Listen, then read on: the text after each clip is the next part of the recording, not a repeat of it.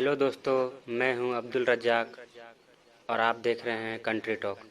तो दोस्तों, आज के इस वीडियो में मैं आप लोगों के लिए एक ऐसे साहसी और बहादुर योद्धा राजा के बारे में बताने वाला हूं, जिसने बिना किसी हथियार के अकेले ही एक शेर को मार डाला और अपने दुश्मन के द्वारा अंधे हो जाने के बाद भी मोहम्मद गौरी जैसे राजा को मार दिया और मात्र 13 साल की उम्र में ही गुजरात के शासक को पराजित किया और दिल्ली तथा अजमेर के गद्दी को संभाला और अपने दुश्मन के बेटी के स्वयंवर के दिन ही उसे अपने साथ ले आए।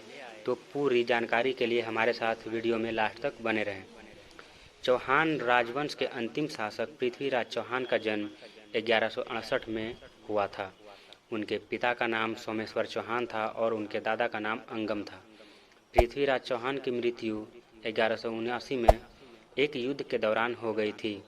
पिता की मृत्यु के बाद 13 साल की उम्र में ही पृथ्वीराज चौहान ने अजमेर के राजगढ़ की गद्दी को संभाला था। उस समय उनके दादा अंगम दिल्ली के शासक थे। पृथ्वीराज चौहान बहुत ही साहसी और बहादुर बालक थे। मात्र 13 साल की उम्र में ही पृथ्वीराज चौहान ने गुजरात के शासक भीमदेव को पराजित कर दिया था और एक बार बिना किसी हथियार के ही पृथ्वीराज चौहान ने एक शेर को अकेले ही मार डाला था। पृथ्वीराज चौहान को एक योद्धा राजा के रूप में माना जाता है। अपने पोते की साहस और बहादुरी को देखते हुए उनके दादा अंगम ने उन्हें दिल्ली के सिंहासन का उत्तराधिकारी घोषित कर दिया था। दिल्ली के राज सिंहासन की गद्दी पर बैठने के बाद पृथ्वीराज चौहान ने किला राय पिथौरा का निर्माण करवाया।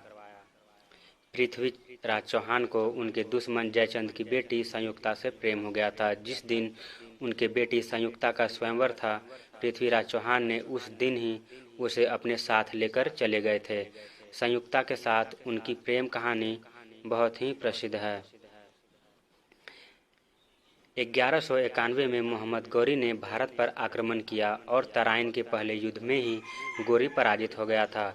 मोहम्मद गौरी की पराजित होने वाली सेना पर पृथ्वीराज को हमला करने के लिए कहा गया, लेकिन पृथ्वीराज चौहान ने राजपूत परंपरा का पालन करने के लिए ऐसा नहीं किया।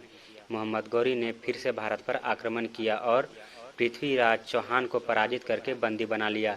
फिर मोहम्मद गौरी ने पृथ्वीराज चौहान की आंखों में गर्म लोहे की छड़ डालकर उन्हें अंधा बना दिया। फिर भी पृथ्वीराज चौहान ने अपना साहस नहीं खोया। फिर उसने अपने दरबारी कवि और अपने मित्र के साथ मिलकर मोहम्मद गौरी को मारने की योजना बनाई और वो इसमें सफल रहे। इस तरह बहुत ही चतुराई और पृथ्वीराज चौहान ने मोहम्मद गौरी को मार डाला। अपने दुश्मन के हाथों मरने से बचने के लिए पृथ्वीराज चौहान और उनके मित्र ने एक दूसरे को ही मार डाला और वर्ष 1192 में पृथ्वीराज चौहान की मौत हो गई और इस तरह उनकी मौत के साथ ही उनकी बहादुरी, साहस और देशभक्ति का भी अंत हो गया। तो दोस्तों, ये वीडियो आप लोगों को कैसी लगी कमेंट बॉक्स में ज़रूर बताएं और लाइक, शेयर और कमेंट जरूर करें।